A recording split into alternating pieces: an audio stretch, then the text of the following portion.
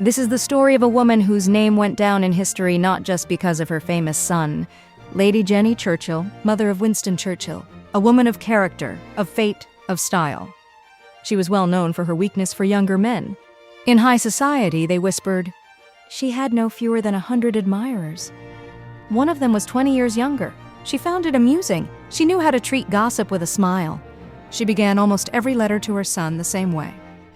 My dearest Winston. She wrote to him often, warmly, attentively. These letters weren't just a mother's duty. They were real conversations. And that stood out, especially among the upper class, where correspondence was often little more than polite formality. Perhaps her American candor had something to do with it. Jennie Churchill was born in New York City in 1854. Her father, Jennie Jerome, was a stock speculator with fluctuating success. Her mother, Clarissa, came from more modest roots. Rumors claimed there was a trace of Iroquois blood in her ancestry. Perhaps that explained Jennie's fiery temperament. Her education was excellent.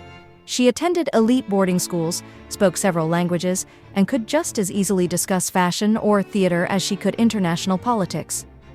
Her mother was close to Empress Eugenie, and Jennie had been immersed in the etiquette of European courts since childhood. On August 12, 1873, aboard the frigate Ariadne, she met Lord Randolph Churchill, the younger son of the Duke of Marlborough. Just 3 days later, he proposed. She accepted without hesitation. When Randolph became a leading figure in British politics in 1885, Jennie was seen as his secret weapon. She could find common ground with anyone, even feuding members of the Tory party. After his political fall, she didn't abandon him. Instead, she held on to his connections for their son's future. All my ambitions now lie in you, she wrote to Winston after her husband's death. He knew the value of her support. He wrote back, my dearest, most beloved Mama. When he dreamed of a military career, she gently steered him toward politics. In times of peace, generals remain in the shadows. Even a mediocre MP holds more influence, she told him in one letter. Their relationship, however close, wasn't without conflict, especially when it came to money. We're both spendthrifts, Winston admitted. In another letter, he scolded her. You've spent a quarter of the family fortune in 3 years. She simply forbade him to speak to her about money. The Jerome family had wealth, but it wasn't endless.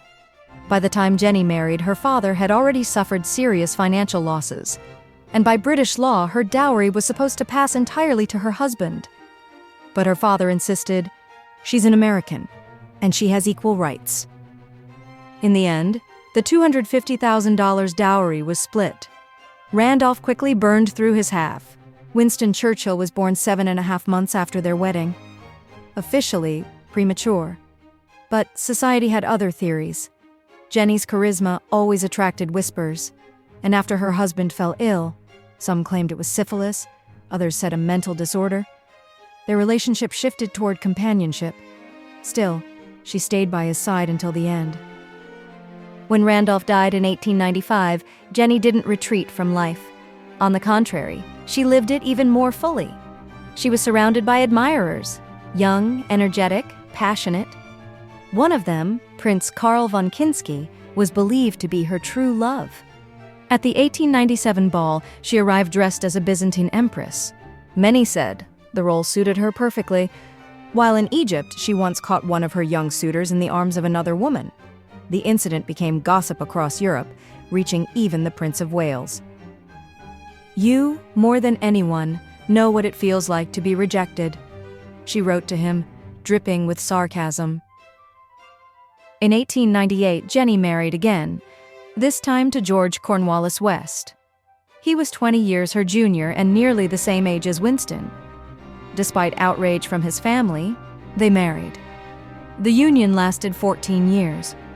Her third marriage was to Montague Phippen Porch, 23 years younger. When her sister joked that it was time Jennie married someone her own age, she quipped, old men are depressing. They're either blind or deaf or limping. Montague proved to be a loyal companion. To help with her debts, he went to work in a British colony in Africa. Even after her death, he rarely spoke of their marriage, perhaps out of respect or modesty. In 1921, Jennie fell down the stairs. The fracture was serious. Infection set in and doctors were forced to amputate part of her leg. "My poor old leg served me faithfully for 67 years, she wrote to a friend. She died just a day later on June 29, 1921 in London. She was 67. Jennie was buried in the Marlborough family vault at Blenheim Palace. She left behind not just the name Churchill, a name that would echo through world history. She left behind the image of a woman who lived by her own rules, brightly, proudly, and unapologetically.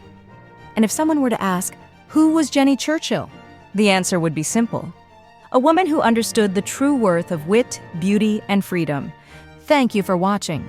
Subscribe to the channel, hit the like button, and share this video with your friends.